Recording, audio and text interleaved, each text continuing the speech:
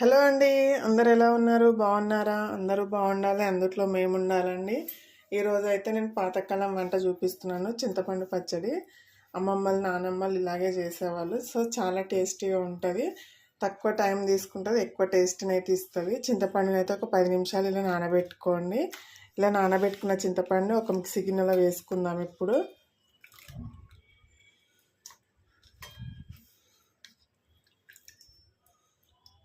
చింతపండు అయితే నానాలండి.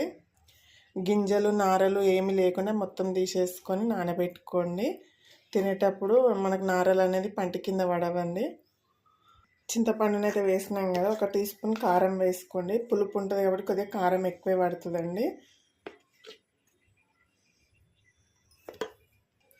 టేస్ట్లో మాత్రం ఎలాంటి డౌట్ లేదండి, చాలా బాగుంటుంది. 1 టీ స్పూన్ సాల్ట్ వేసుకోండి. సరిపోకపోతే తర్వాత వేసుకుందాము. ఇందులో ఒక 1/2 టీ స్పూన్ ధనియాల పొడి వేసుకోండి. అలాగే కొద్దిగా జీలకర్ర వేసుకోండి. 4-5 వెల్లుల్లి రెబ్బలు వేసుకోండి. పొట్టు తీయకుండానైనా వేసుకోవచ్చు, బాగుంటుంది. కట్ చేసిన ఉల్లిపాయ ముక్కలు వేసుకోండి. ఇప్పుడు దీన్ని మిక్సీ పట్టుకుందాము. మెత్తగా పట్టుకోండి. ఉల్లిపాయలు అక్కడక్కడ కనిపించేటట్టు పట్టుకోండి. చూడండి, పచ్చడి అయితే ఈ రకంగా పట్టుకోండి. ఉల్లిపాయలు అక్కడక్కడ కనిపించేటట్టుగా. పచ్చడి అయితే చాలా టేస్టీగా ఉంటుందండి. దీనికైతే ఇప్పుడు తాలింపు పెట్టేసుకుందాము. ఓకేనా?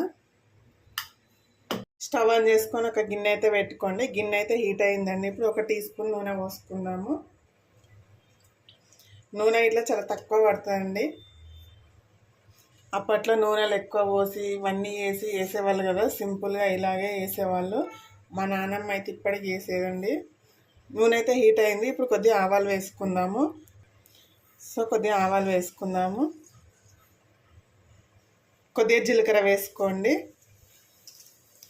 అలాగే ఒక ఎండుమిర్చి వేసుకోండి. కొద్దిగా మినప్పప్పు వేసుకోండి. కరివేపాకు వేసుకుందామండి. కొద్దిగా ఎక్కువ వేసుకోండి, చాలా బాగుంటుంది.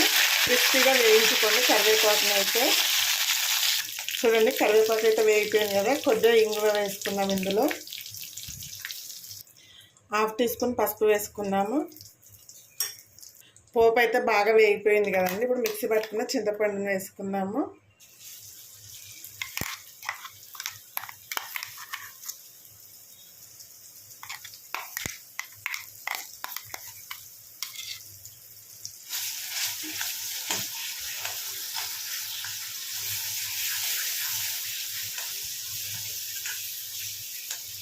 ఒక 2 మినిట్స్ మగ్గనివ్వండి. ఇందులో ఫ్రై అయితే బాగుంటుంది. అన్నీ పచ్చిగా వేసినాం కదా. కొద్దిగా సాల్ట్ తక్కువ ఉందండి నాకైతే. నేను కొద్దిగా సాల్ట్ వేసుకుంటున్నాను.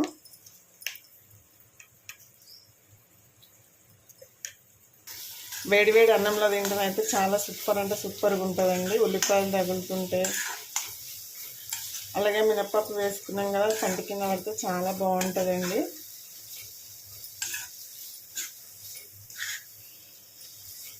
చూడండి, పచ్చడి అయితే రెడీ అయిపోయిందండి. స్టవ్ ఆఫ్ చేసేసుకుందాం. ఇప్పుడు